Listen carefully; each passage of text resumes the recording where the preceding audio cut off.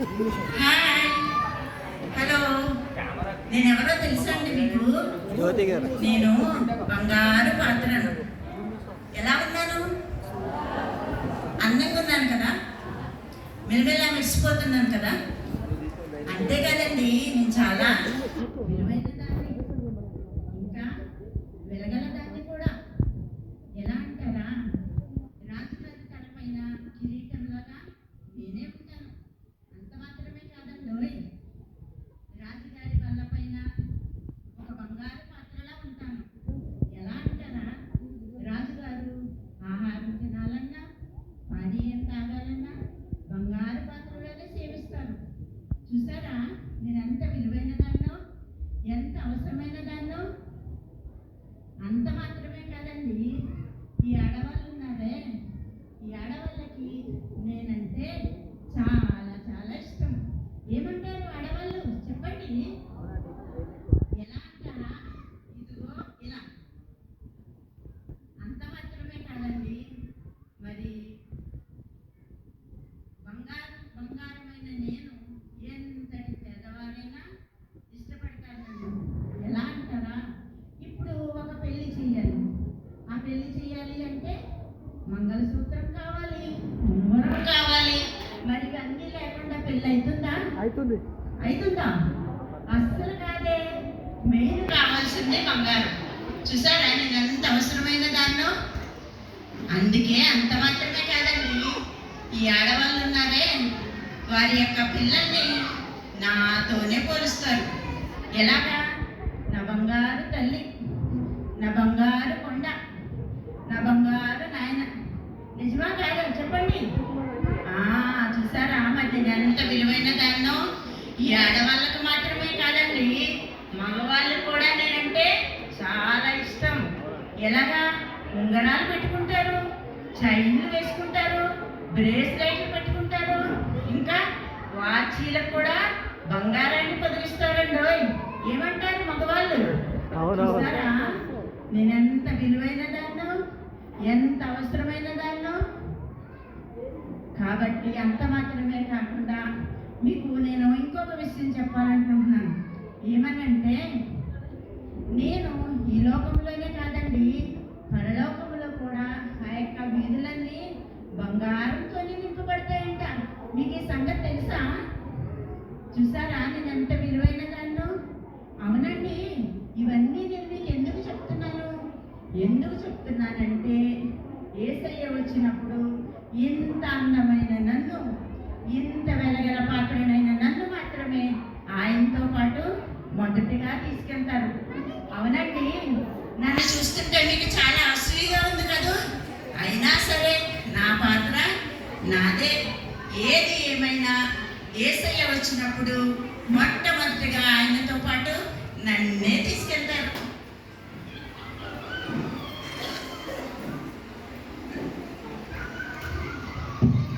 Hi, hello. నేనెవరినో తెలుసా? నేనండి వెండి పాత్రను. తెల్లగా తలతల మిలమిల మెరిసిపోతున్నాను కదా, చాలా అందంగా ఉన్నాను కదా.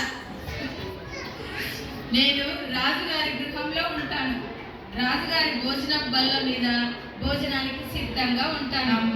రాజుగారు నా పళ్ళెంలోనే తింటారు, నా గిన్నెతోనే ద్రాక్షరసం త్రాగుతారు. అంతేకాదండి, చిన్నపిల్లలకు మొట్టమొదటిసారిగా ఉగ్గు పెట్టాలన్నా, అన్నం పెట్టాలన్నా నా గిన్నెతోనే పెడతారు, నా గ్లాసులోనే నీళ్లు త్రాగిస్తారు. అంతేకాదండి, అప్పుడు రాజులు తిన్నారు, కానీ ఇప్పుడు డబ్బున్న ప్రతి ఒక్కరు నా దాంట్లోనే తినాలని ఆశపడతారు. ఎందుకంటారా? నేను ఆరోగ్యాన్ని ఇస్తాను, చల్లదనాన్ని ఇస్తాను. అందుకే ప్రజలు నన్ను చాలా ఇష్టపడతారు, చాలా విరివిగా కొంటారు. ఇంకో విషయం తెలుసా? పెళ్ళిళ్ళలో పెళ్లి కూతురికి మట్టెలు, గజ్జెలు మేనమామ కొని పెడతాడు. అవి లేకపోతే అందమే ఉండదు. నేను లేకపోతే పెళ్లి కూతురికి కలే ఉండదు. అంతేకాదు, నా పళ్ళెంలోనే పెళ్లి కొడుకు పాదాలు కడుగుతారు. ఇంకో విషయం తెలుసా? తల్లిని, వెన్నెలను, వెండి వెన్నెలని నాతోనే పోల్చి చెప్తారు. నేను చాలా మంచిదాన్ని కదా. అందుకే యేసయ్య వచ్చినప్పుడు తెల్లగా తలతల మెరుస్తున్న నన్ను చల్లదనాన్ని ఇస్తున్నాను కాబట్టి యేసయ్య వచ్చినప్పుడు మొట్టమొదటిసారిగా నన్నే తీసుకెళ్తారు. ఓ చూద్దాం చూద్దాం. ఆ నమ్మకం నాకుంది, మీకు తెలుసా? హలో, నేను గుర్తుపెట్టారా? నేనండి పంచపాత్రను. ఓ పంచపాత్ర అంటే పంచపాత్ర. ఏదో సామెత ఉంది కదండి, కంచు మూగినట్లు కనకమ్మ మూగునని. నేను మాత్రం తక్కువేం కాదు, నేను విలువైన పాత్రనే. ఈ బంగారం వెండి కింద పడ్డదనుకోండి అసలు శబ్దమే రాదు. అదే నేను పడ్డాననుకోండి చెవులు గింగర అనే శబ్దం వస్తుంది. ఆ శబ్దం వస్తుంది కాబట్టి నన్ను గంటగా చేసి మందిరం పైన పెట్టదు. నేను గంట కొట్టినప్పుడల్లా ఆదివారం ఆరాధన సమయం అయింది, మీరందరూ త్వరగా రండి ఏసై పిలుస్తున్నాడని అర్థం. అంతేకాదండి, ఏసయ్య ఈ లోకంలో 33.5 సంవత్సరాలు జీవించాడన్న గుర్తుగా కొన్ని సంఘాల్లో గుడ్ ఫ్రైడే రోజు 33 గంటలు కొట్టి గుడ్ ఫ్రైడే ఆరాధన ముగిస్తారు. అంతేకాదు, నేను అందరికీ అందుబాటులో ఉంటాను. ఎలాగంటారా, ఒక బిందె గాను, ఒక చెంబు గాను, ఒక గ్లాస్ గాను, ఒక బకెట్ గాను అందరికీ అందుబాటులో ఉంటాడు. అంతేకాదు, మోషే ప్రత్యక్ష గుడారంలో బలిపీఠంగా నన్నే చేస్తారు. కాలు కట్టుకోవడానికి నీళ్ళు పోయారు కదా, గంగాళంగా కూడా నన్నే చేశారు. మా సొలొమోను మందిరంలో ఇత్తడి సముద్రం కూడా నన్నే చేశారు. అంతేకాదండి, ఇశ్రాయేలీలు మోషేకి విరోధంగా సరిగినప్పుడు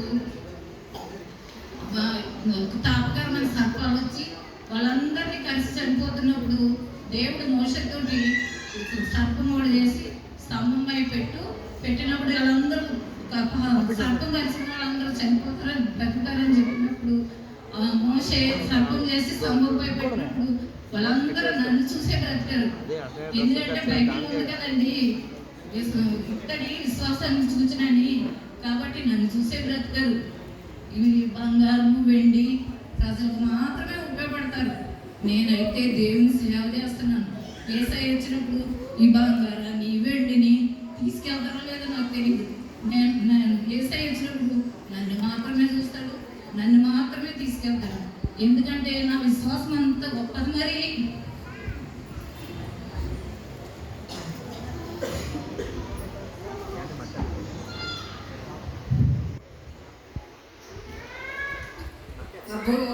మరి చాలా గొప్పలే చెప్పుకుంటున్నారు. బంగారం నేను గొప్ప అని, మరి కంచు నేను గొప్ప అని, ఎవరికి వాళ్ళే చాలా గొప్పలు చెప్పుకుంటున్నారు. మరి వారికంటే నేనేమైనా తక్కువదాన్నా? అసలు నేను ఎవరో తెలుసా అండి? తెలిసే ఉంటుందిలేండి. నేనండి కన్నపాత్రను. బైబిల్ గ్రంథం చదివే వాళ్ళందరికీ కూడా ఏదో ఒక సమయంలో కర్ర ప్రస్తావన వస్తూనే ఉంటుంది.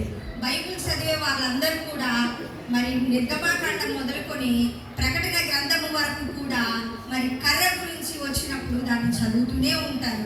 అంతే కదండి, బైబిల్ చదివే వాళ్ళందరికీ కూడా కర్ర గురించి తెలిసే ఉంటుంది కదా. మరి అదేవిధంగా మొట్టమొదటగా మరి ఇశ్రాయేలు ప్రజలు ఐగుప్తు దేశంలో ఉన్నప్పుడు, ఆ బానిసత్వంలో ఉన్నప్పుడు మోషే మరి ఆ ఇశ్రాయేలు ప్రజలు బానిసత్వం నుంచి బయటకు తీసుకురావడానికి, ఎర్ర సముద్రమును పాయలుగా చేయడానికి వాడబడిన కర్రను కూడా నేనే. మరి ప్రత్యక్ష గుడారము నిర్మించటానికి, మరి అతి పరిశుద్ధ స్థలంలో ఉన్న నిబంధన మందసమును తయారు చేయడానికి వాడబడిన తుమ్మకర్రను కూడా నేనే. అంతేకాదండోయ్, సొలొమోను మందిరం నిర్మించడానికి లెబానోను దేవదారు కర్రగాను, విస్తారమైన గంధపు కర్రగాను నన్నే వాడారు. అంతేకాకుండా మరి మోషే చేతి కర్రగాను, చిగురించిన అహరోను కర్రగాను, 12 గోత్రకర్తలకు కర్రగాను వాడబడిన గాను కూడా నేనే. అంతేకాదండి, మరి యెరూషలేము ప్రాకారములు పడిపోయినప్పుడు మరి విస్తారమైన కర్రగా నన్నే వాడారు. అందరికీ తెలుసు కదండి. మరి అంతేకాకుండా ప్రస్తుత కాలంలో మరి పుస్తకాల తయారులో వెదురు కర్రగా నన్నే వాడుతున్నారు. అన్నిటికంటే ప్రాముఖ్యంగా ఒక విషయం తెలుసా అండి, మరి యేసుక్రీస్తు వారు ఆ యెరూషలేము వీధుల్లో మరి సిలువను మోస్తూ నడిచాడు కదండి.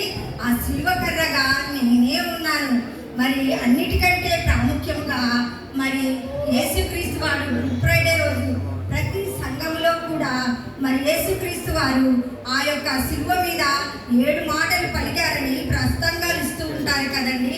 మరి ఆ శిలువ కర్రగా నేనే ఉన్నాను, యేసయ్య నా శిలువ కర్ర పైనే వేలాడబడి ఉన్నాడు. మరి అటువంటి నన్ను వదిలేసి యేసుక్రీస్తు వారు వచ్చినప్పుడు నన్ను వదిలేసి నన్ను చూడకుండా మరి నన్ను తీసుకెళ్తాడని బంగారు పాత్ర, నన్ను తీసుకెళ్తాడని వెండి పాత్ర, నన్ను తీసుకెళ్తాడని కంచు పాత్ర, ఎవరికి వారే గొప్పలు చెప్పుకుంటున్నారు. కానీ యేసయ్య వచ్చినప్పుడు నన్నే చూస్తాడు, నన్నే తీసుకెళ్తాడు. ఇదే నిజము, ఇదే నిశ్చయము. అవునా? చూద్దాం యేసయ్య వచ్చినప్పుడు ఎవరిని తీసుకెళ్తారో చూద్దాం.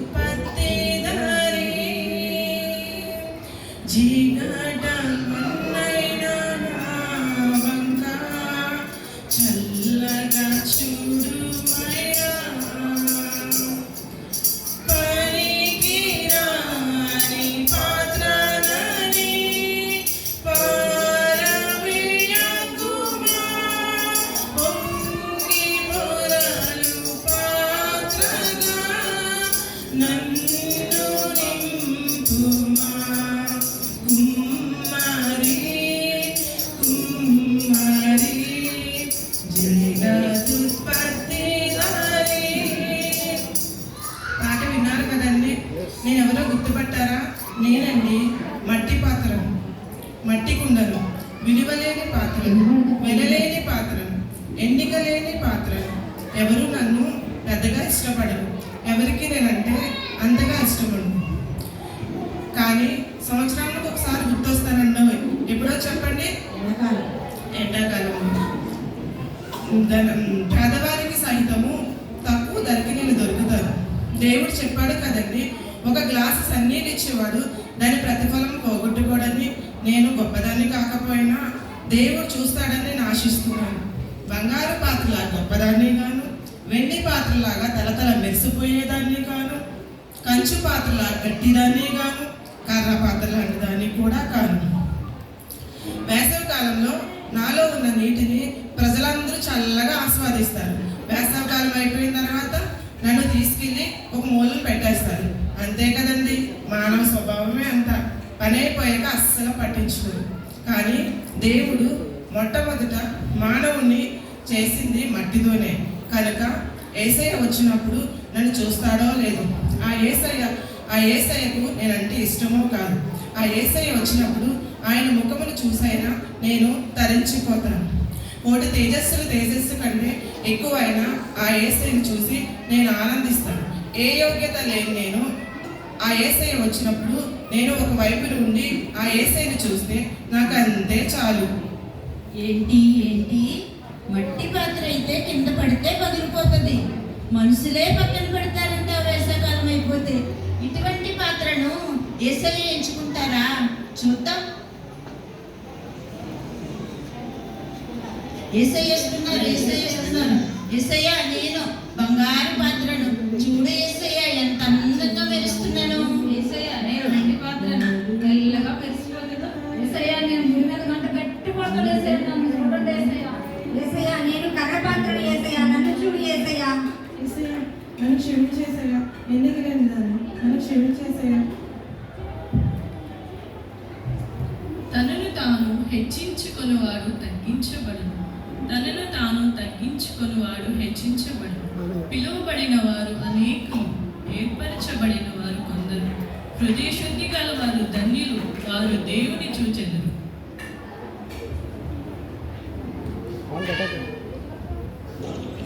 అదేంటి యేసయ్య వచ్చి మట్టి పాత్రను తీసుకెళ్తా ఉంటున్నారు.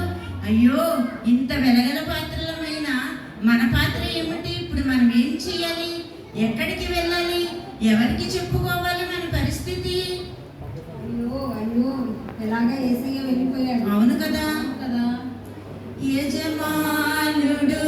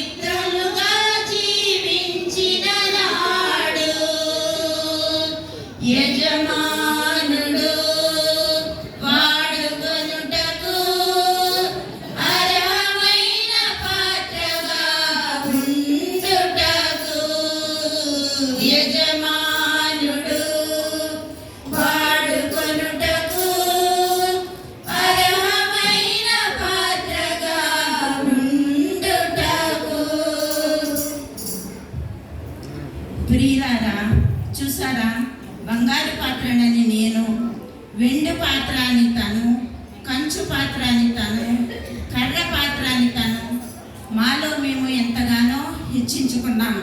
కానీ యేసయ్య వచ్చినప్పుడు మేమేమాత్రము ఉపయోగపడలేదు. ఇప్పుడు మా పరిస్థితి ఏంటి? మేము ఎక్కడికి వెళ్ళాలి? ఎవరికి చెప్పుకోవాలి? ఇంతగా హెచ్చించుకున్న మా పరిస్థితి ఏమిటి?